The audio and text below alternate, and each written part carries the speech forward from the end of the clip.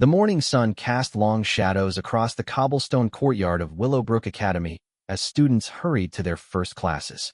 Among them walked Kate Morrison, her worn leather satchel bouncing against her hip with each determined step. At 17, Kate possessed the kind of quiet intelligence that often went unnoticed in the bustling hallways of the prestigious boarding school. Her dark hair was pulled back in a simple ponytail, and her uniform, though clean and properly pressed, bore the subtle signs of careful mending that spoke of modest means. Kate had earned her place at Willowbrook through academic excellence rather than family wealth, a fact that made her simultaneously proud and perpetually conscious of her outsider status. The scholarship that brought her here was both a blessing and a burden, opening doors while simultaneously marking her as different from her privileged classmates. Charles Whitmore noticed Kate long before she became aware of his attention. As the son of a prominent banking family, Charles moved through Willowbrook's social hierarchy with the effortless grace of someone born to privilege. His sandy hair caught the light as he stood with his usual group of friends near the entrance to the main academic building, their laughter echoing off the stone walls. Unlike many of his peers, Charles possessed a natural warmth that drew people to him, though he remained selective about who truly captured his interest. The first real conversation between Charles and Kate occurred on a rainy Tuesday afternoon in the school library. Kate sat alone at a corner table, surrounded by towering stacks of books for her advanced literature course. She was so absorbed in her work that she didn't notice Charles approaching until his shadow fell across her open notebook. "Mind if I sit?" Charles asked, gesturing to the empty chair across from her. His voice carried the refined accent typical of his social class, but there was something genuine in his tone that caught Kate's attention. Kate looked up, surprised to find one of the school's most popular students addressing her directly. "Oh, of course," she replied, hastily moving some of her books to make room. Charles settled into the chair and pulled out his own materials for the same literature class. "I couldn't help but notice your essay on Shakespearean symbolism," he said, nodding toward her open notebook. "Professor Hartwell read portions of it aloud yesterday. Your analysis of the Tempest metaphor was brilliant." A flush crept up Kate's neck. She wasn't accustomed to praise from classmates, particularly not from someone like Charles. "Thank you," she said quietly. "I find Shakespeare's use of nature imagery fascinating. The way he weaves external storms with internal turmoil creates such powerful dramatic tension." What followed was the beginning of an unexpected friendship. Charles found himself genuinely impressed by Kate's intellectual depth and unique perspectives, while Kate discovered that beneath Charles's polished exterior lay a thoughtful young man who questioned the world around him in ways his privileged upbringing hadn't necessarily encouraged. Their study sessions became regular occurrences, though they were careful to keep them discreet. Kate was acutely aware of the social dynamics at play, knowing that being seen as too friendly with Charles might invite unwanted attention from both his circle and those who might view their association with suspicion or jealousy.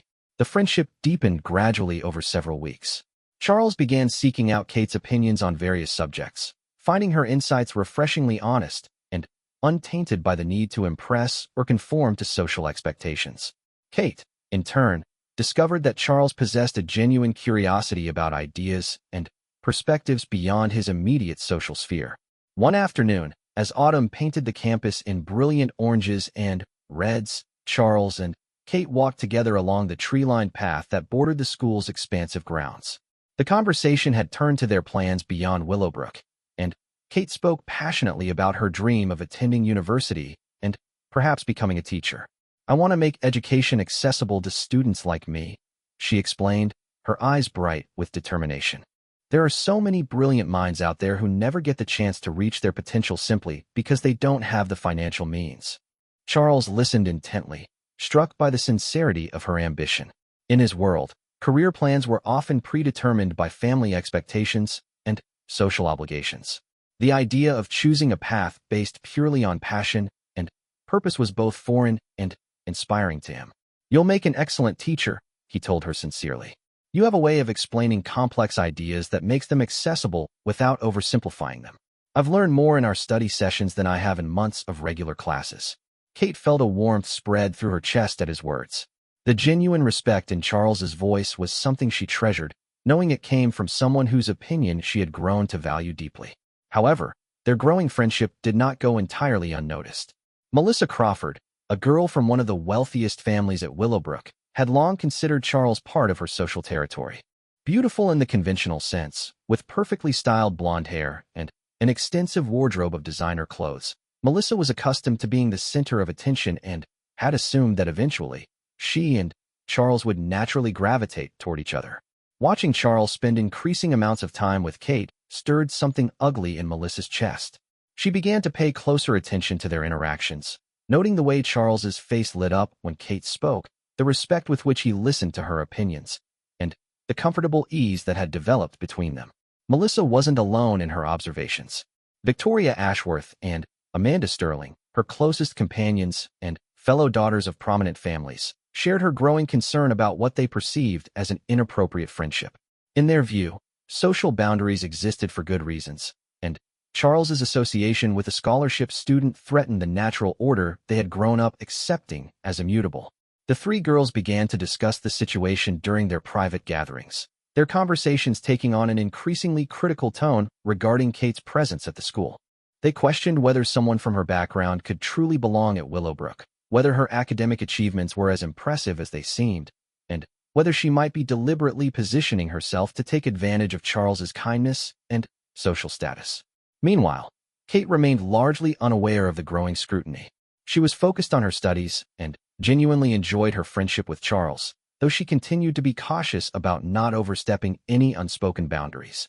Her scholarship came with the implicit understanding that she should be grateful for the opportunity while remaining aware of her place within the school's social hierarchy. Charles, for his part, found himself increasingly drawn to Kate's company. Her perspectives challenged his assumptions about the world, and her dedication to her studies inspired him to take his own academic work more seriously.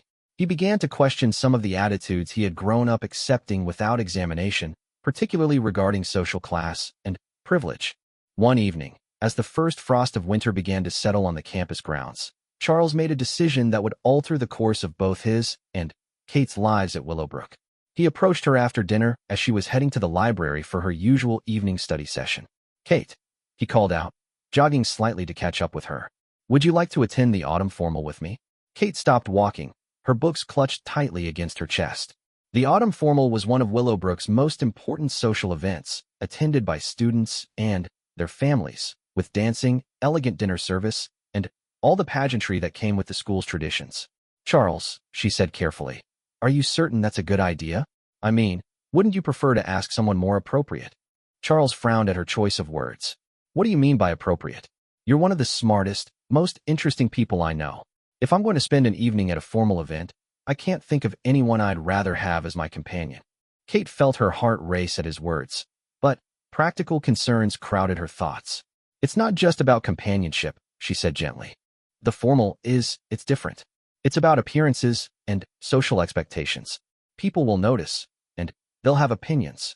"Let them have opinions," Charles replied with a confidence that came from a lifetime of social security. "I'm asking you because I want to, not because I'm trying to make a statement or prove a point. I simply enjoy your company and would like to share the evening with you." Kate looked into his earnest face and felt her resolve wavering. The idea of attending such an elegant event, of wearing a beautiful dress and dancing in the grand ballroom, was undeniably appealing. But, more than that, the thought of spending the evening with Charles, of being his chosen companion for such an important occasion, filled her with a warmth she couldn't ignore. "All right," she said finally, a small smile playing at her lips. "I would be honored to attend the formal with you." Charles's face broke into a genuine grin. "Excellent. It's going to be a wonderful evening." As they parted ways, neither Charles nor Kate fully understood the magnitude of what they had just set in motion. Their innocent decision to attend a school dance together would soon become the catalyst for events that would test not only their friendship, but also their individual character and resilience in ways they could never have imagined. The news of Charles's invitation to Kate spread through Willowbrook's social networks with the speed and efficiency of wildfire. By the following morning, it seemed that everyone in their year had heard about the unlikely pairing. Reactions varied widely, from curious interest to barely concealed disapproval, but few students remained entirely neutral about the development. Melissa Crawford's reaction was swift and intense. The news reached her during breakfast, delivered in hushed tones by Victoria, who had heard it from someone who had witnessed the invitation being extended.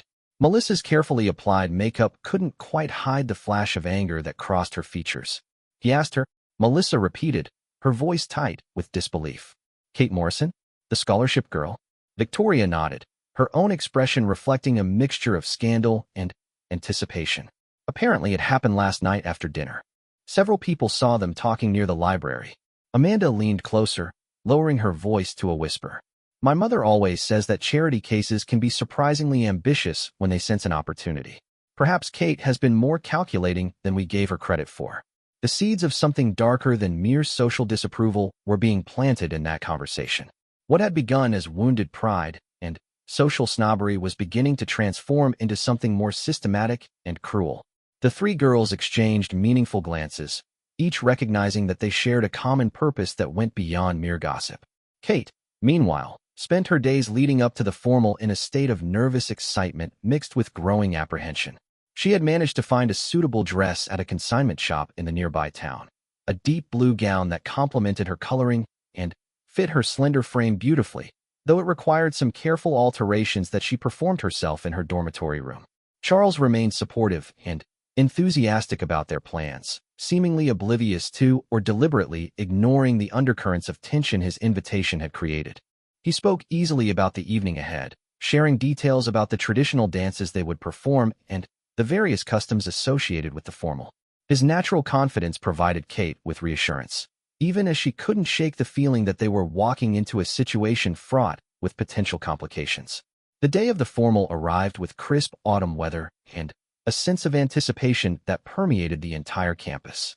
Students spent the afternoon preparing for the evening's festivities, and the dormitories buzzed with activity as formal wear was laid out and final preparations were made. Kate took special care with her appearance, styling her hair in an elegant updo and applying makeup with a careful hand. When she looked at herself in the mirror, she saw a young woman who belonged in elegant surroundings, and, for a moment, the persistent voice of insecurity that usually whispered warnings about her place at Willowbrook fell silent. Charles arrived at her dormitory precisely on time, wearing a perfectly tailored black tuxedo that emphasized his tall, lean frame. When Kate opened the door, his expression of genuine admiration provided exactly the boost of confidence she needed. You look absolutely stunning, he told her, offering his arm with a formal gallantry that made her smile.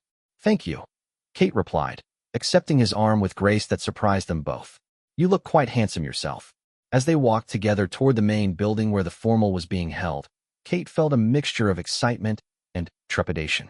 She was acutely aware of the attention they were drawing from other students and their families, but Charles's steady presence beside her provided an anchor of confidence. The ballroom had been transformed into an elegant wonderland of twinkling lights, flowing drapery, and elaborate floral arrangements. The sight was so breathtaking that Kate momentarily forgot her concerns about social dynamics and simply allowed herself to appreciate the beauty of the scene. The evening began well, with Charles proving to be an excellent dance partner and attentive companion. They moved through the traditional dances with grace, and Kate found herself genuinely enjoying the experience of being part of such an elegant celebration. Several of Charles's friends made polite conversation with her, and she began to relax into the rhythm of the social interactions. However, as the evening progressed, Kate became increasingly aware of a subtle shift in the atmosphere around them. Conversations seemed to pause when they passed, only to resume in hushed tones once they had moved on. Glances lingered a little too long, and smiles seemed forced rather than genuine. Charles appeared not to notice, or perhaps he was simply choosing to ignore the undercurrents of tension. He remained attentive and charming, ensuring that Kate always had someone to dance with when he was briefly called away by social obligations. It was during one of these brief separations that Melissa Crawford made her move. Melissa approached Kate while Charles was engaged in conversation with his father and several other prominent alumni who had attended the formal as guests. Kate stood alone near the refreshment table, sipping punch and observing the elegant scene before her. She had been enjoying a moment of quiet reflection when Melissa appeared beside her, accompanied by Victoria and Amanda. Kate, Melissa said, her voice carrying a sweetness that didn't quite reach her eyes. You look lovely this evening. That's a beautiful dress. Vintage, isn't it? Kate turned to face the three girls, immediately sensing an undercurrent of tension despite Melissa's seemingly friendly tone. Thank you, she replied carefully. Yes, it is vintage. I found it at a consignment shop in town. Victoria smiled, but there was something sharp in her expression. How resourceful of you. It must be challenging to find appropriate formal wear on a scholarship budget. I imagine it requires quite a bit of creativity. The comment stung, but Kate kept her expression neutral. I enjoy finding unique pieces, she said diplomatically. There's something special about vintage clothing that you can't get with newer items. Amanda stepped closer, her voice dropping to a more intimate volume. We've been meaning to have a conversation with you, Kate. As Charles's friends, we feel a certain responsibility to look out for his best interests. Kate felt a chill run down her spine, though she maintained her composure. I'm not sure I understand what you mean. Melissa glanced around to ensure they wouldn't be overheard, then fixed Kate with a direct stare. We're concerned about the position you've put Charles in. This invitation to the formal has created quite a stir among the families here tonight. People are talking, and it's not the kind of attention that serves Charles well. Charles invited me, Kate replied quietly, her voice steady despite the growing knot in her stomach. I didn't ask him or manipulate him into it. He made his own choice. Victoria laughed softly, but there was no humor in the sound. Oh, Kate, you're so naive. Don't you see what this looks like to everyone here? Charles is from one of the most prominent families in the state. His future is already mapped out. University, joining his father's business, marrying someone from an appropriate background. This little friendship you two have developed is charming, but it can't continue indefinitely. Kate felt her cheeks burn, but she forced herself to remain calm. Charles and I are friends. I've never presumed anything beyond that, nor have I encouraged him to think of our relationship as anything other than friendship. Amanda shook her head with an expression of condescending pity. But that's exactly the problem, isn't it? You're allowing him to think of you as an equal, as someone who belongs in his social circle. That's not fair to him, and it's certainly not realistic for you. The words hit Kate like physical blows, each one carefully chosen to wound while maintaining a veneer of concern for Charles's well-being. She realized that this conversation had been planned, that the three girls had coordinated their approach to achieve maximum impact. Melissa stepped closer, her voice taking on a more urgent tone. We're not trying to be cruel, Kate. We're trying to be realistic. Look around this room. Look at the families here, the expectations, the traditions.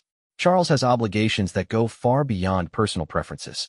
By continuing this friendship, you're potentially damaging his reputation and his future prospects. Kate's hands trembled slightly as she set down her punch cup. Charles is intelligent enough to make his own decisions about his friendships and his future. I don't think it's my place, or yours, to make those decisions for him. Victoria's expression hardened slightly. But, you see, it is our place. We've known Charles since childhood. Our families have been connected for generations. We understand the responsibilities that come with his position in ways that you simply cannot. What exactly are you asking me to do? Kate asked, though she suspected she already knew the answer. Amanda answered with perfect clarity. We're asking you to step back. End this friendship gracefully before it causes more damage. Charles is too kind to hurt your feelings directly, but surely you can see that continuing this association isn't in either of your best interests. The three girls stood before Kate like a tribunal, their elegant gowns and perfect makeup creating an intimidating wall of privilege and entitlement. Kate felt simultaneously angry and devastated, but she was determined not to give them the satisfaction of seeing her break down. I appreciate your concern, Kate said finally, her voice carefully controlled. But, Charles and I will manage our own friendship without outside interference. Melissa's mask of friendly concern slipped slightly, revealing a flash of genuine irritation. You're making a mistake, Kate.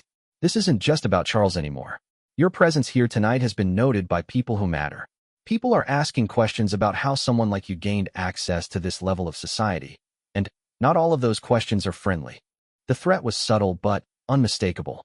Kate understood that these girls possessed the social power to make her remaining years at Willowbrook extremely difficult if they chose to do so. But something in their approach, the assumption that she could be intimidated into abandoning a friendship that meant so much to her, stirred a rebellious anger in her chest. I earned my place at Willowbrook through academic merit, Kate replied firmly. I've never asked for special treatment or tried to climb social ladders. If my friendship with Charles threatens you in some way, perhaps you should examine why that is instead of trying to manipulate me into isolation. The boldness of her response clearly surprised all three girls. Victoria's eyes narrowed, and Amanda took a step backward as if Kate had physically struck her. Melissa's expression became cold and calculating. You have no idea what you're dealing with, Melissa said quietly. But you will. Before Kate could respond, Charles appeared at her side, having finished his conversation with the alumni. His arrival created an immediate shift in the dynamic of the group, with all three girls instantly resuming their masks of polite sociability. Ladies, Charles said warmly, though Kate noticed his eyes were sharp as he took in their gathered formation. I hope you've been keeping Kate entertained while I was monopolized by business talk. Melissa smiled brilliantly at him. Of course, Charles. We've been having a lovely conversation about Kate's dress. It's quite unique. Charles looked at Kate and noticed something in her expression that hadn't been there before. Her smile seemed forced, and there was a tension in her posture that immediately put him on alert. Is everything all right? He asked quietly, leaning slightly toward Kate. Everything's fine, Kate replied, though her voice lacked its usual warmth. I was just admiring how beautifully the ballroom has been decorated. Charles studied her face for a moment longer, then turned his attention to Melissa and her companions. Something in the way they were positioned around Kate, something in the barely concealed satisfaction in their expressions, triggered his protective instincts. Well, he said with deliberate politeness, I believe the next dance is starting. Kate, shall we? Kate nodded gratefully and accepted his offered arm, eager to escape the uncomfortable conversation. As they moved away from the three girls, Charles noticed the way Kate's hand trembled slightly where it rested on his arm. They danced in relative silence for several minutes, Charles waiting for Kate to share whatever had upset her while she struggled with whether to burden him with the details of the confrontation. The music was beautiful, and the other couples moved around them in elegant patterns, but Kate found it difficult to recapture the joy she had felt earlier in the evening. Finally, Charles spoke quietly, his voice pitched so only she could hear. What did they say to you? Kate looked up at him, surprised by the directness of his question. She considered deflecting or minimizing what had occurred, but something in his expression told her he would see through any attempt at deception. They're concerned about our friendship, she said carefully. They think it's inappropriate and potentially damaging to your reputation. Charles's jaw tightened almost imperceptibly. And what did you tell them? That our friendship is none of their business, Kate replied, then hesitated before adding. Charles, perhaps they have a point. I don't want to cause problems for you. Charles stopped dancing abruptly, causing Kate to look up at him in surprise. His expression was serious, but not angry, and when he spoke, his voice carried a quiet intensity that she had never heard before. Kate Morrison, he said firmly, you are one of the most intelligent, genuine, and principled people I have ever known. If anyone has a problem with our friendship, that says far more about their character than it does about yours. I will not allow anyone to make you feel like you don't belong here. The conviction in his voice was both comforting and alarming. Kate appreciated his defense of her, but she was acutely aware that his words had been spoken loudly enough for nearby couples to overhear. Several heads had turned in their direction, and she could see the spark of interest in their eyes. Charles, she whispered urgently, people are staring. Let them stare, he replied, though he did lower his voice slightly. I'm tired of pretending that social conventions matter more than personal character. They resumed dancing, but Kate could feel the weight of attention from around the ballroom. The confrontation with Melissa and her friends had already made her feel exposed and vulnerable, and Charles's public defense, while touching, had only increased the scrutiny they were receiving. As the evening progressed, Kate became increasingly aware of the whispered conversations that seemed to follow in their wake. Parents leaned together in small groups, their eyes occasionally flicking toward her and Charles. Students who had been friendly earlier in the evening now seemed more distant, their smiles polite, but cooler than before. The situation came to a head during the traditional father-daughter dance, when Charles's father approached Kate, while Charles was fulfilling his obligation to dance with Melissa's mother, Mrs. Crawford. Richard Whitmore was an imposing man with silver hair and the kind of bearing that spoke of generations of social prominence. He approached Kate with a pleasant expression, but she sensed the steel beneath his polished exterior. Miss Morrison, he said formally, offering his hand. I wonder if you might honor me with a dance. Kate had no choice but to accept, though her heart raced as she placed her hand in his. As they moved onto the dance floor, she was acutely aware that this interaction would be watched and analyzed by everyone in the room.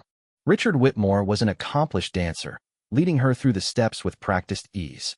For the first few minutes, they danced in silence, but Kate could feel the weight of his evaluation with every step. You're quite graceful, he commented finally, his tone conversational, but somehow loaded with meaning. Charles mentioned that you're one of the top students in your year. I work very hard at my studies, Kate replied carefully. Willowbrook provides an extraordinary educational opportunity. Indeed it does, Richard agreed. The school has a long tradition of academic excellence. Tell me, what are your plans after graduation? Kate sensed that her answer was important in ways she couldn't fully understand. I hope to attend university and eventually become a teacher. I'd like to help students who come from backgrounds similar to mine. Richard nodded thoughtfully. A noble ambition. Teaching is certainly a valuable profession, though not typically one that provides significant financial security. The comment hung between them like a subtle challenge. Kate understood that they were no longer simply discussing her career plans, but rather her suitability as a companion for his son. I've never been motivated primarily by financial considerations, Kate replied honestly. I believe that meaningful work is worth more than monetary compensation. A luxury of youth, Richard said with a slight smile that didn't reach his eyes. Though I imagine someone from your background has a more practical understanding of financial realities than most of your classmates. Kate felt heat rise in her cheeks at the thinly veiled reference to her scholarship status. I do understand the value of money, she said quietly. I also understand the value of education and opportunity. I'm grateful for both. Richard's expression remained pleasant, but there was something calculating in his eyes. Charles speaks very highly of you. He's always been drawn to people who challenge him intellectually. It's one of his better qualities, though it sometimes leads him to form attachments that might not serve his long-term interests. The words were delivered with such smooth diplomacy that anyone watching would have assumed they were engaged in pleasant small talk. But Kate heard the warning clearly. She was being told, politely but unmistakably, that her friendship with Charles was viewed as a potential threat to his future.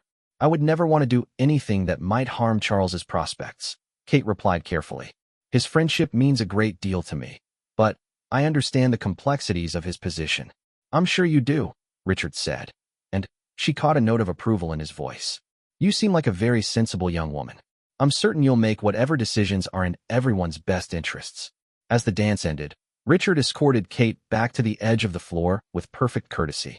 To any observer, their interaction had appeared entirely proper and pleasant. But Kate felt as though she had just undergone a sophisticated form of interrogation, one in which her every response had been weighed and measured against some standard she could only guess at.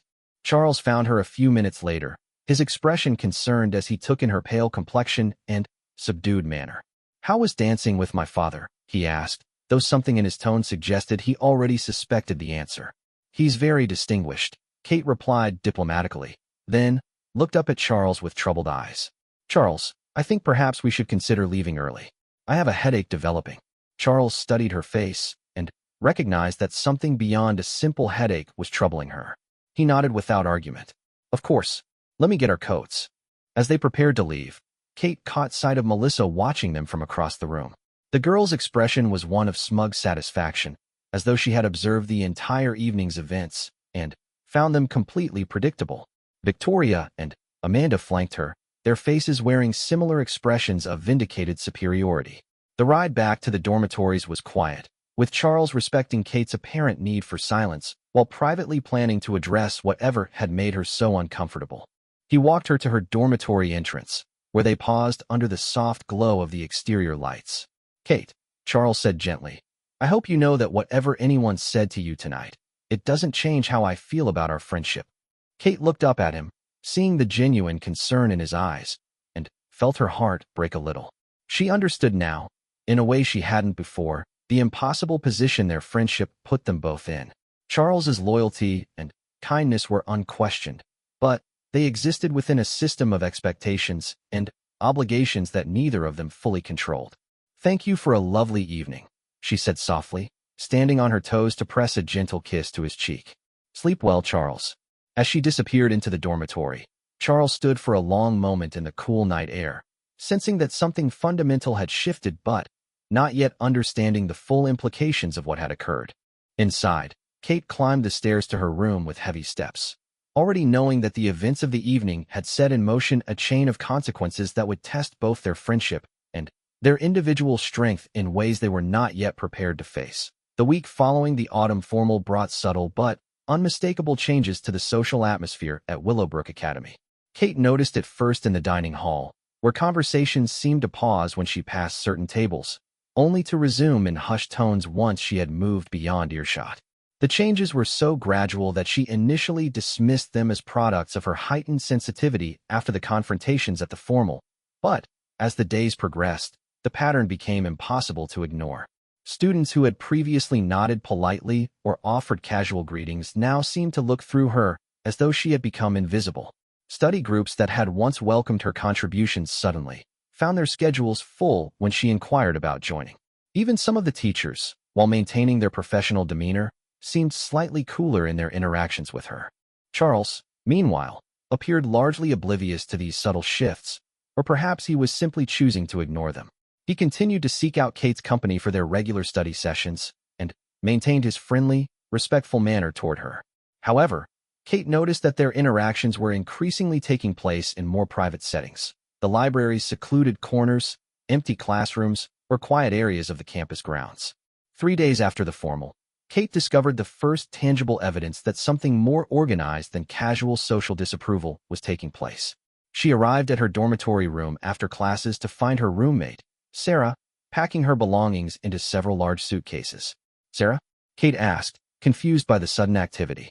"Are you going home for the weekend?"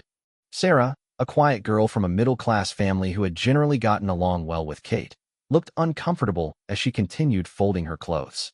"Actually, I'm transferring to a different room. Mrs. Henderson approved the change this morning." Kate felt a chill run through her. "Is everything all right? Did I do something to upset you?" Sarah wouldn't meet her eyes as she continued packing. "It's nothing personal, Kate. I just think it would be better for both of us if I had different living arrangements." "But we've been roommates for 2 years, Kate protested. "I thought we were friends." Finally, Sarah looked at her directly, and Kate saw something like pity in her expression. "Kate, there are things happening that you don't seem to understand. Some of the other girls have been talking, and I've been advised that it might be wise to distance myself from the situation." The words hit Kate like a physical blow. "What situation? What have people been saying?" Sarah resumed her packing with renewed urgency. "I can't discuss it. I'm sorry, Kate, but I have to think about my own position here. My family sacrificed a lot to send me to Willowbrook, and I can't risk jeopardizing my standing." Within an hour, Sarah had completely moved out, leaving Kate alone in a room that suddenly felt vast and empty. That evening, Mrs. Henderson, the dormitory supervisor, visited Kate with news that no new roommate would be assigned for the remainder of the semester due to scheduling complications. Kate understood that her isolation was no accident. Someone with influence had orchestrated Sarah's sudden departure and ensured that she would remain alone, cut off from the casual social interactions that made dormitory life bearable. The following Monday brought a new development that made the systematic nature of her ostracism even more apparent. Kate arrived at her advanced literature class to find that her usual seat, next to Charles, had been taken by Melissa Crawford. Moreover, the seats surrounding Charles were now occupied by Melissa's usual companions, creating an impenetrable social barrier. Charles looked frustrated by the arrangement, but seemed unsure how to address it without creating a scene. Kate quietly took a seat toward the back of the classroom, pretending not to notice the satisfied glances that Melissa and her friends exchanged. After class, Charles approached Kate as she gathered her books. "That was deliberately orchestrated," he said quietly, his anger barely contained. "Melissa never sits in the front row." "It's fine, Charles," Kate replied, though the hurt in her voice was unmistakable. "Perhaps it's better this way. Less disruptive for everyone." Charles frowned at her words. "What do you mean, less disruptive?" "Kate, you're one of the brightest students in our year. Your insights contribute more to class discussions than half the people in this room combined." Kate looked around to ensure they wouldn't be overheard, then spoke in a low voice. "Charles, I think we need to be more careful about our association. People are watching, and they're not happy about our friendship." "People are always watching," Charles replied dismissively. "That's the nature of a small school like this. It doesn't mean we should modify our behavior to suit their prejudices." But Kate had noticed something that Charles, in his privileged position, had failed to see. The social pressure being applied wasn't random or spontaneous. It was coordinated and deliberate. Someone was working systematically to isolate her and make her position at Willowbrook untenable. That afternoon, Kate experienced another indication of how thoroughly her social standing had been undermined. She had been looking forward to the monthly meeting of the Literary Society, a club she had helped found and had been serving as vice president. When she arrived at the designated classroom, she found the other members already gathered in what appeared to be an intense discussion. "Oh, Kate," said Jennifer Walsh, the society's president, with obvious discomfort. "We've been discussing some organizational changes." Kate took her usual seat, noticing that several members avoided making eye contact with her. "What kind of changes?" Jennifer exchanged glances with several other members before continuing. "We've decided that the leadership structure needs to be simplified. We're eliminating the vice president position and redistributing those responsibilities among the general membership." Kate felt her stomach drop. The Literary Society had been one of her greatest sources of pride at Willowbrook.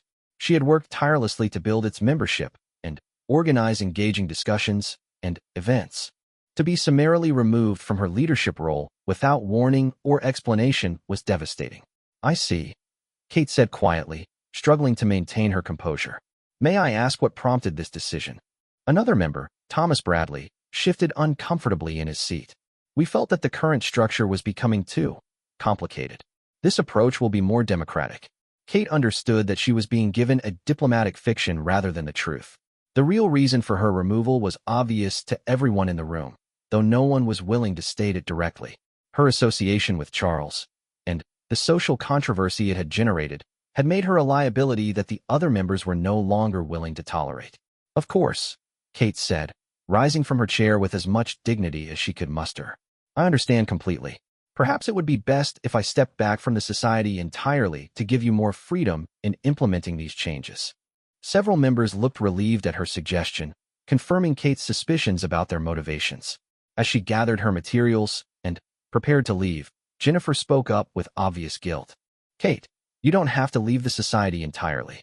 You're still welcome to attend meetings as a regular member." Kate paused at the door and looked back at the group of students she had considered friends and colleagues. "Thank you for the offer," she said quietly, "but I think it's best if I pursue my literary interests elsewhere." As Kate walked back to her dormitory, she felt the full weight of her social exile settling upon her.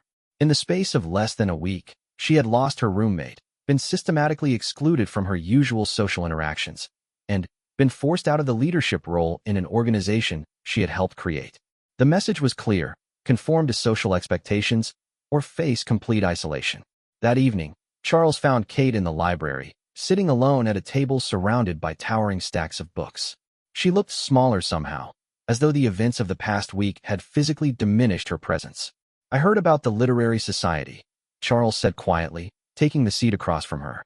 Kate looked up from her book, and he was struck by the exhaustion in her eyes. "News travels fast. Kate, this has gone far enough. What's happening to you is deliberate and unfair, and I won't stand by and watch it continue." Kate closed her book and leaned back in her chair. "And what exactly do you propose to do? Challenge every student who chooses to avoid my company?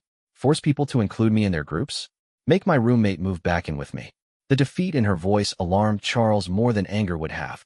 "I can start by making it clear that anyone who treats you badly will answer to me." "Charles," Kate said wearily, "you don't understand. This isn't about individual students making individual choices. This is organized. Someone with real influence is orchestrating this campaign against me, and they're using people's natural desire to maintain their social standing to accomplish their goals." Charles's expression darkened. "You're talking about Melissa and her friends. I'm talking about people who have the power to affect other students' futures at this school. Sarah didn't move out because she suddenly decided she didn't like me. She moved out because someone convinced her that associating with me could damage her prospects." Charles was quiet for a long moment, processing the implications of Kate's words. "Even if that's true, it doesn't mean we should give them what they want." Kate looked at him with something approaching pity. "Charles, you're speaking from a position of complete security. Your family's prominence protects you from the kind of pressure that's being applied to people like Sarah or the members of the Literary Society. They can't afford to take the risks that seem so manageable to you." The truth of her observation stung, but Charles recognized its accuracy. He had grown up with the assumption that social disapproval was merely an inconvenience rather than a genuine threat to one's future prospects. "So what are you saying?" he asked quietly. "That we should end our friendship to appease these people?" Kate reached across the table and briefly touched his hand. "I'm saying that we need to be realistic about the costs of maintaining it. For you, Defying social expectations is an act of noble principle. For me, it's becoming a threat to my ability to remain at this school and pursue my education. Charles felt a surge of anger at the injustice of the situation, but he could see the strain that the past week had placed on Kate. Dark circles under her eyes spoke of sleepless nights, and the confident, intellectually vibrant young woman he had come to care for deeply seemed to be retreating into herself. "There has to be another way," he said firmly. "I refuse to believe that we have to choose between our friendship and your education." Kate smiled sadly at his determination. "I hope you're right. But, Charles, I need you to understand that if this continues to escalate, I may have to make choices that you won't like. My scholarship is everything to me. It represents not just my education, but my family's hopes and sacrifices. I can't risk losing it for any reason, no matter how much our friendship means to me." That night, Charles lay awake in his dormitory room, staring at the ceiling and wrestling with the impossible situation that had developed. He understood now that Kate was facing pressures he had never experienced and could barely comprehend. His privileged position, which had always seemed like nothing more than an accident of birth, had become a barrier to understanding the true stakes involved in their social drama. Meanwhile, Kate sat at her desk, attempting to focus on her studies but finding her concentration shattered by the events of the past week. She had always prided herself on her academic excellence and her ability to rise above social complications through sheer intellectual effort. But the systematic campaign against her was proving more effective than she had imagined possible. A soft knock at her door interrupted her thoughts. When she opened it, she found a younger student, Emma Peterson, standing in the hallway with an envelope in her hands. "This was left for you at the front desk," Emma said quietly, glancing around nervously before hurrying away. Kate closed the door and examined the envelope, which bore no return address and was sealed with expensive-looking wax. Inside, she found a single sheet of heavy paper with a brief message written in elegant handwriting. "Miss Morrison, your continued pursuit of inappropriate social connections is causing disruption to the natural order of our school community. For the good of all concerned, it would be wise to reconsider your priorities and conduct yourself with greater awareness of your proper place. Some opportunities, once lost, cannot be recovered." The letter was unsigned, but Kate had no doubt about its origin. The formal language and implicit threats were clearly meant to intimidate her into voluntary compliance with the social boundaries that others had established for her. As she read the message a second time, Kate felt something shift inside her chest. The fear and uncertainty that had dominated her emotions for the past week began to transform into something else, a quiet, determined anger at the arrogance of people who assumed they had the right to dictate her friendships and her place in the world. For the first time since the formal, Kate began to consider the possibility that fighting back might be worth the risks involved. The question was whether Charles would stand with her when the real battle began, or whether the pressures of his own social position would ultimately prove too strong to resist. The answer would come sooner than either of them expected, in a confrontation that would test not only their friendship, but also their individual courage and character in ways that would define their futures far beyond their years at Willowbrook Academy. The breaking point came during the third week after the autumn formal. On a gray November morning, when frost covered the windows of Willowbrook Academy like crystalline warnings of the harsh winter ahead, Kate had developed a routine of arriving early to the dining hall to avoid the uncomfortable stares and whispered conversations that now accompanied her meals. She carried her breakfast tray to an empty table in a corner, preferring solitude to the pretense of normalcy that sitting with acquaintances would require. She was reading while eating when she became aware of voices from a nearby table growing louder and more animated. At first, she tried to ignore the conversation, but certain words and phrases began to penetrate her concentration. Words like scholarship charity case and social climbing and inappropriate relationships. Kate's cheeks burned as she realized that Melissa Crawford and her circle were conducting their conversation just loudly enough to ensure she would overhear every word. Victoria's voice carried clearly across the space between tables as she described what she termed the natural order of school society and the importance of maintaining appropriate boundaries. "It's really quite sad," Amanda was saying with mock sympathy. "Some people simply don't understand their place and the damage they can do by overreaching. It affects everyone when the established social structure is disrupted." Kate forced herself to continue reading, but the words on the page blurred as her hands trembled with suppressed emotion. She had endured 2 weeks of systematic isolation and subtle humiliation, but this public discussion of her character and motives felt like a deliberate attempt to break her spirit entirely. Melissa's voice joined the conversation with perfect clarity. The most unfortunate part is how she's managed to manipulate Charles. He's far too kind and trusting for his own good. Someone from his background simply can't understand how calculating people from lower social classes can be when they sense an opportunity for advancement. The accusation of manipulation struck Kate like a physical blow. Throughout all her struggles with the social pressures at Willowbrook, she had taken comfort in the knowledge that her friendship with Charles was genuine and untainted by ulterior motives. To hear that bond characterized as a cynical scheme for social advancement felt like a violation of something sacred. Kate closed her book and began to gather her belongings, intending to leave the dining hall with whatever dignity she could maintain. But, as she stood to go, Melissa's voice rose once more, delivering words that would prove to be the catalyst for everything that followed. Of course, her academic performance isn't quite what people claim, either. I've heard from reliable sources that her scholarship is in jeopardy. Apparently, maintaining the standards required for financial aid is more challenging than she anticipated. Perhaps the pressure of trying to maintain an inappropriate social position is affecting her ability to focus on her studies. The statement was a lie, and Kate knew it. Her academic performance had remained consistently excellent despite all the social pressures she had been facing. But she also understood that Melissa's reliable source's comment was a threat, a suggestion that false information about her academic standing could be fabricated and circulated if necessary. Kate turned toward Melissa's table, her decision crystallizing in an instant. She had spent weeks trying to navigate this social warfare with dignity and restraint, but there were limits to what she could endure in silence. "I beg your pardon," Kate said clearly, her voice carrying across the dining hall with unexpected strength. "I couldn't help overhearing your discussion of my character and academic performance. Since you seem to have so many opinions about my life, perhaps you'd be willing to share them with me directly." The dining hall fell silent as dozens of conversations stopped abruptly. Students throughout the room turned to stare at the unfolding confrontation, sensing that something significant was about to occur. Melissa looked momentarily startled by Kate's direct challenge, but she quickly recovered her composure. "I'm sorry, Kate. Were we speaking too loudly? We didn't realize you were eavesdropping." The implied accusation that Kate had been deliberately listening to private conversation was expertly delivered, designed to put her on the defensive while maintaining Melissa's appearance of innocence. When private conversation is conducted at a volume designed to ensure that its subject will overhear every word, Kate replied evenly, "It ceases to be private and becomes a performance intended to humiliate. I'm simply wondering why you lack the courage to deliver your accusations directly rather than through this elaborate theatrical production."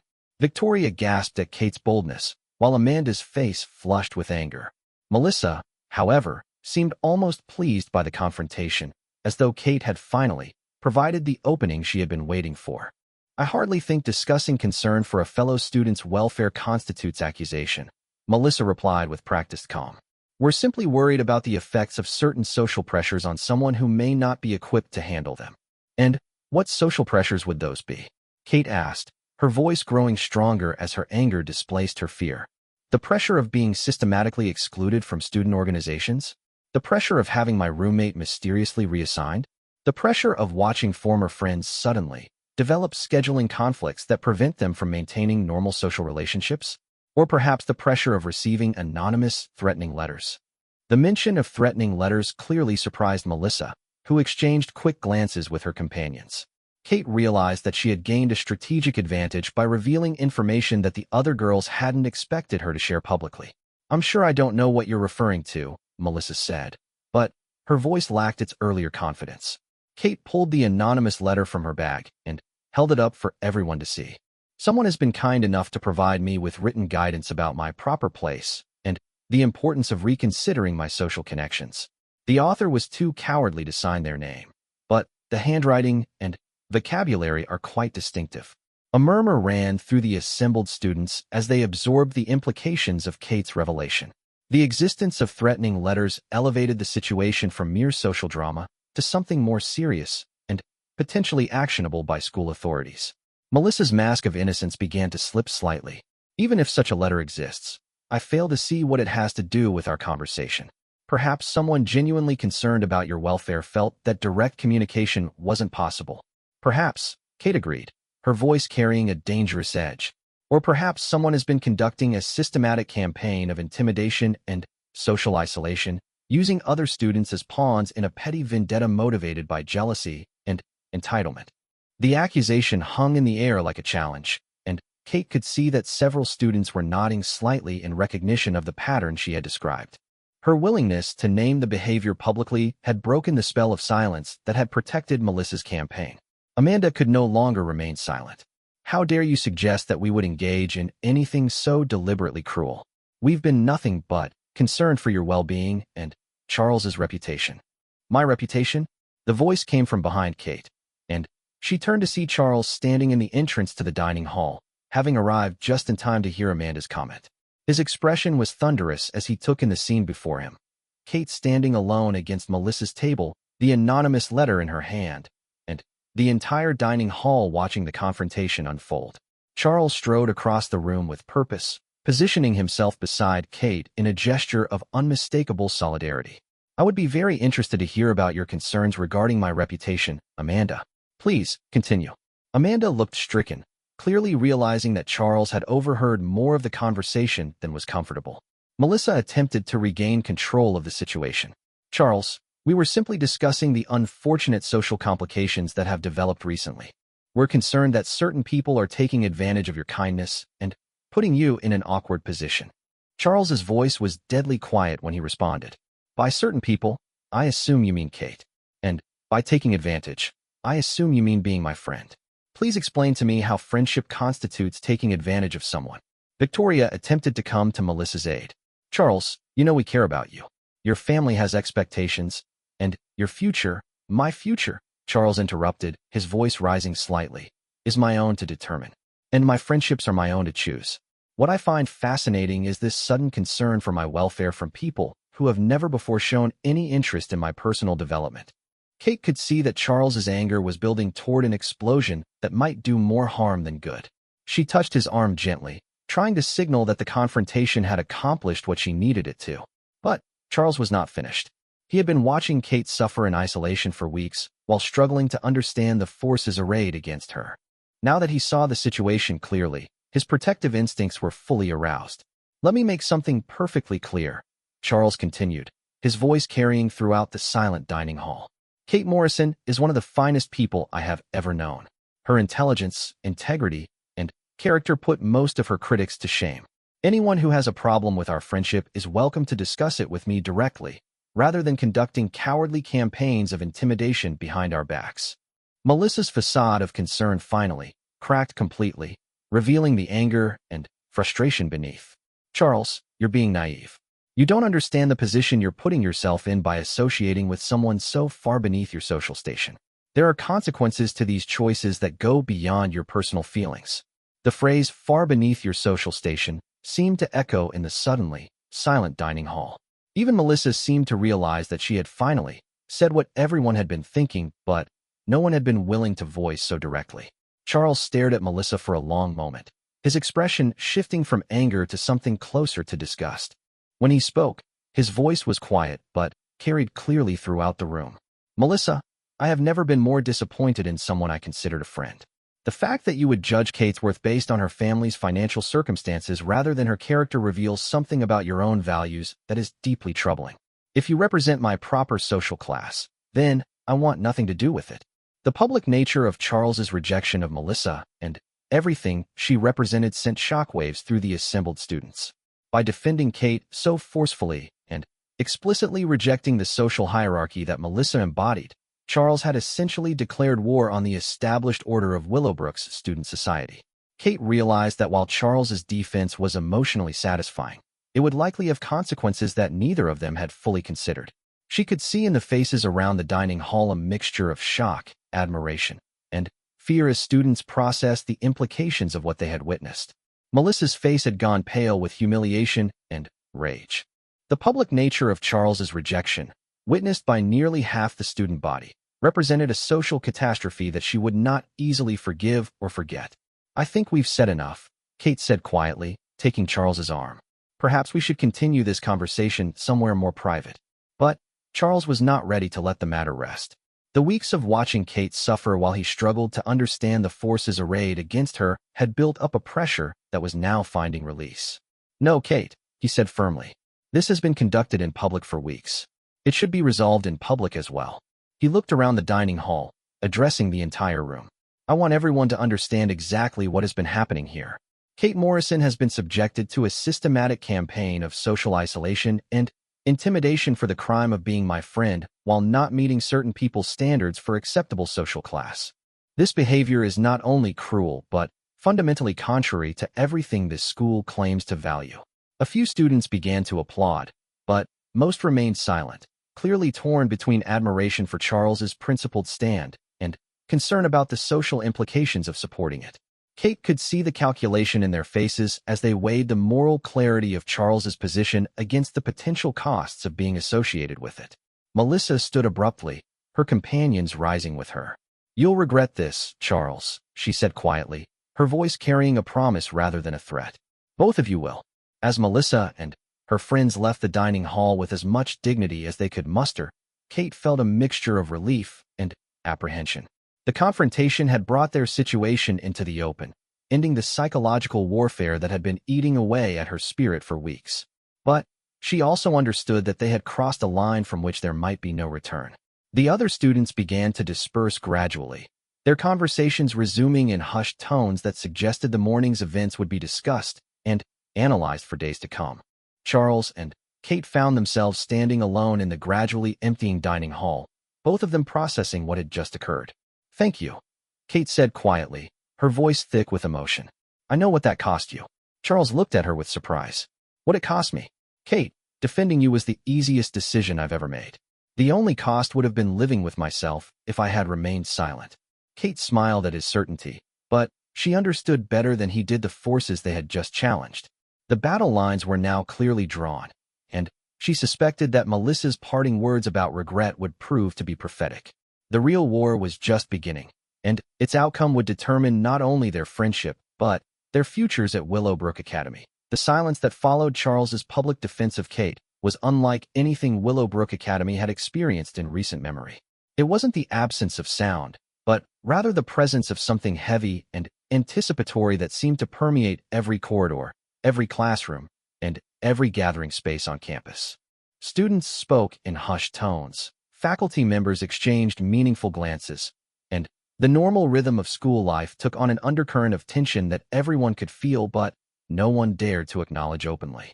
In the immediate aftermath of the dining hall confrontation, Kate found herself caught between gratitude for Charles's support and growing anxiety about the consequences of their very public stand. The anonymous campaign of isolation that had tormented her for weeks was replaced by something far more complex, a mixture of curious attention, grudging respect, and carefully concealed hostility that was somehow more unsettling than outright exclusion had been. Charles, meanwhile, discovered that taking a principled stand in public carried implications that his privileged background had not prepared him to understand fully. Friends who had previously sought his company now seemed uncertain about how to interact with him. Invitations to social gatherings dried up, and conversations had a tendency to halt awkwardly when he entered a room.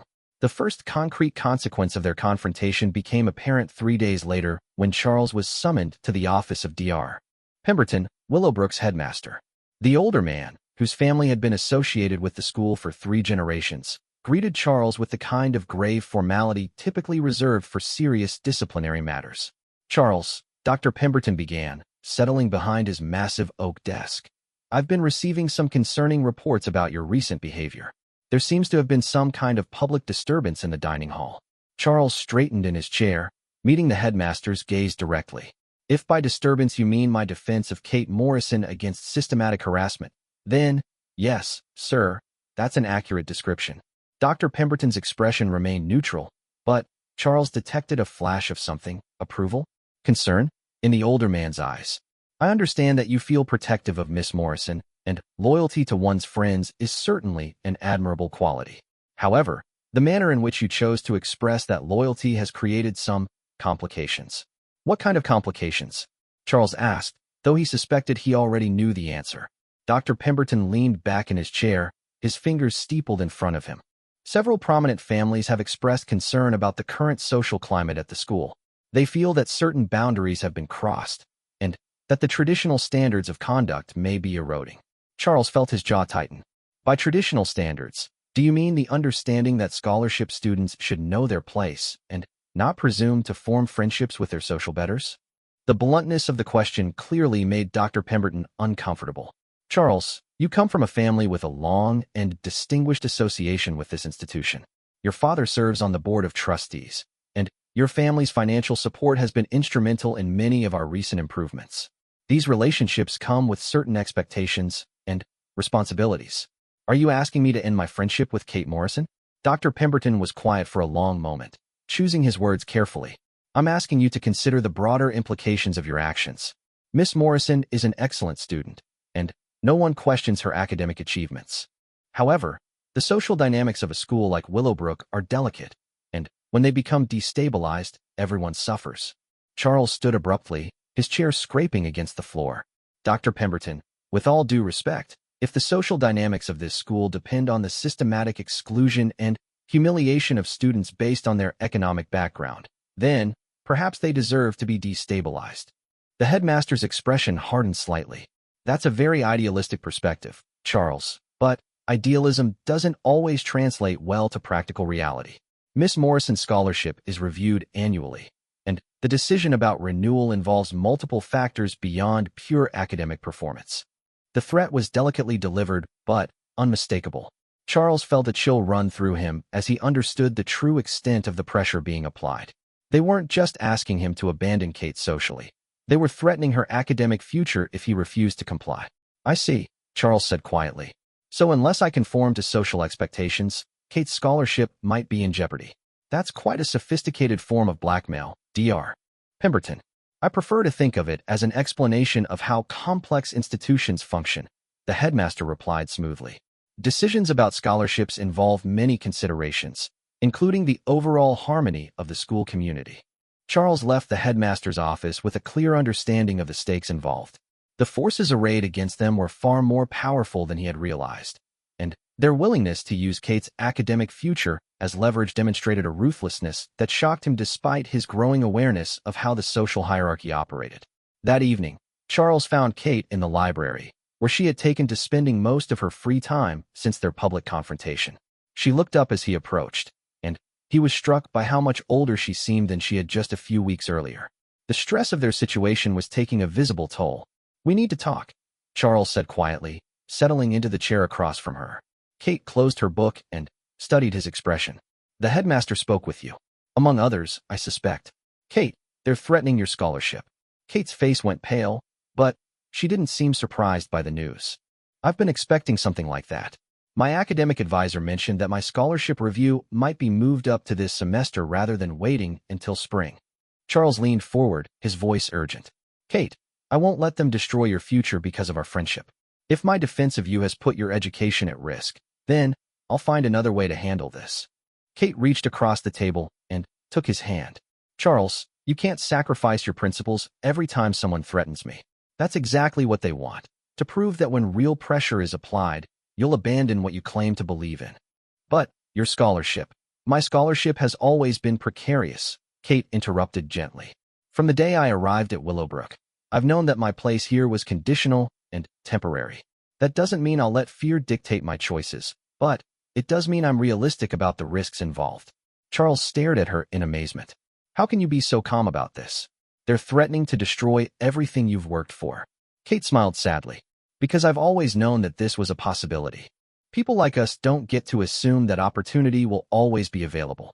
We appreciate it while we have it, and we're prepared to lose it if necessary to maintain our integrity. Her words highlighted the fundamental difference in their backgrounds that Charles was only beginning to understand. His security had been so complete, so taken for granted, that the idea of losing educational opportunities due to social pressure had never occurred to him as a realistic possibility.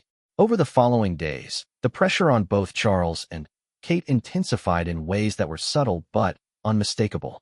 Charles found that his usual circle of friends had developed a collective case of scheduling conflicts that prevented them from maintaining their normal social activities. Invitations to family gatherings and social events that he had previously taken for granted simply stopped arriving. More concerning, Charles began to notice that his academic work was being subjected to greater scrutiny than usual. Papers that would normally have received high marks were returned with extensive comments and suggestions for revision. His participation in class discussions, once welcomed and encouraged, now seemed to generate subtle expressions of disapproval from certain faculty members. Kate's situation was even more precarious. Her scholarship advisor requested weekly meetings to discuss her academic progress and social adjustment, sessions that felt more like interrogations than supportive check-ins. Her dormitory situation became increasingly uncomfortable as the administration made it clear that her continued isolation was somehow her own responsibility to resolve. Most troubling of all was the gradual erosion of support from students who had initially admired Charles's principled stand. The sustained pressure from faculty and administration, combined with social ostracism from influential families, began to take its toll on even the most idealistic students. Those who had initially spoken out in support of Charles and Kate gradually became more cautious about public displays of solidarity. 3 weeks after the dining hall confrontation, Kate received notification that she was required to attend a formal scholarship review meeting. The letter, signed by Dr. Pemberton himself, made it clear that her continued financial aid was under serious consideration and that the meeting would determine her future at Willowbrook Academy. Charles insisted on accompanying Kate to the meeting, despite her attempts to discourage his involvement. They walked together across the campus on a gray December morning, their breath visible in the cold air, both understanding that this meeting would likely determine not just Kate's immediate future, but the broader question of whether their friendship could survive the institutional forces arrayed against it. The scholarship review took place in the school's main conference room, with Kate facing a panel consisting of Dr. Pemberton, the academic dean, the director of financial aid, and 2 members of the board of trustees whom Charles recognized as parents of students in their year. Charles was not permitted to attend the meeting itself, but Kate emerged 2 hours later looking drained but oddly relieved. She found him waiting in the hallway outside, and they walked together toward the dormitories without speaking until they were well away from administrative offices. "Well," Charles asked finally. Kate stopped walking and turned to face him. "My scholarship has been suspended, pending a review of my overall contribution to the school community. I have until the end of the semester to demonstrate that I deserve to remain at Willowbrook." Charles felt the words hit him like a physical blow. "Kate, I'm so sorry. This is my fault. If I hadn't been so confrontational in the dining hall." "Charles, stop." Kate's voice was firm but not unkind. "This isn't about the dining hall confrontation, and it's not about your defense of me. This is about power and control and maintaining social hierarchies. We just happened to become the focal point for a larger struggle." They walked in silence for a few more minutes, both processing the implications of Kate's new situation. Finally, Charles spoke again. "What are you going to do?" Kate looked up at him with a smile that was both sad and determined. "I'm going to prove that I deserve to be here, not because of my social background or my family's financial status, but because of my character and my contributions to this community." "How?" "I don't know yet," Kate admitted. "But I refuse to be driven away by people who think that social class is more important than human worth. They may have the power to make my life difficult, but they don't have the power to make me ashamed of who I am or where I come from." Charles felt a surge of admiration for her courage, mixed with guilt about his own relative security. "Whatever you decide to do, I'll support you completely." Kate studied his face for a long moment. "Charles, I need you to understand something. Supporting me might mean sacrificing things that matter to you. Your social position, your family's approval, maybe even your own future prospects. I won't ask you to make that choice, but I need you to be honest about whether you're prepared for the consequences." Charles took her hands in his, looking directly into her eyes. "Kate Morrison, you are the most extraordinary person I have ever known. If supporting you costs me the approval of people who judge others based on their bank accounts rather than their character, then those aren't people whose opinion I value anyway." Kate felt tears gathering in her eyes at the conviction in his voice, but she also understood that Charles's noble intentions would be tested in ways that neither of them could fully anticipate. The real battle was just beginning, and its outcome would determine not only their individual futures but also whether institutions like Willowbrook Academy could evolve beyond their traditional hierarchies or would continue to perpetuate systems of exclusion and privilege. As winter settled over the campus, Charles and Kate prepared for a struggle that would test not only their friendship, but also their individual character in ways that would shape their understanding of justice, loyalty, and moral courage for the rest of their lives. The silence that followed Charles's defense had been broken, but what emerged from that silence would determine whether their stand for principle had been meaningful or merely symbolic. The semester's end approached with the weight of unfinished business, and both Charles and Kate understood that their time at Willowbrook Academy had become a crucible in which their values and their futures would be forged. Whatever the outcome, they had learned that standing for principle in a world governed by privilege required a courage that went far deeper than momentary moral outrage. It required the willingness to accept consequences that might reshape their lives in ways they could never have imagined. The silence that followed Charles's defense had become pregnant with possibility, but whether that possibility would manifest as redemption or defeat remained to be written in the weeks ahead.